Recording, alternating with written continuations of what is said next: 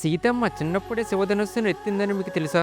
ఒకరోజు సీతమ్మ రాజభవన ప్రాంగణంలో ఆడుకుంటున్న సీతమ్మ తోట చివరన ఉన్న ఒక పురాతన ఆలయం వద్దకు వెళ్ళింది.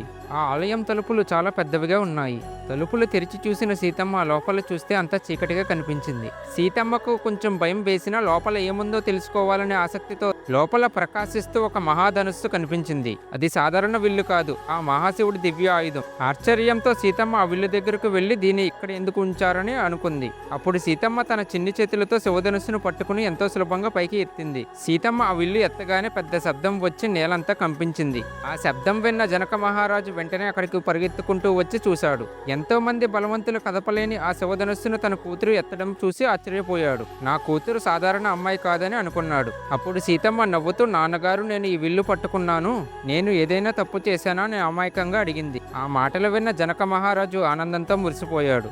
ఆ రోజు జనక మహారాజు ఒక నిర్ణయం తీసుకున్నాడు.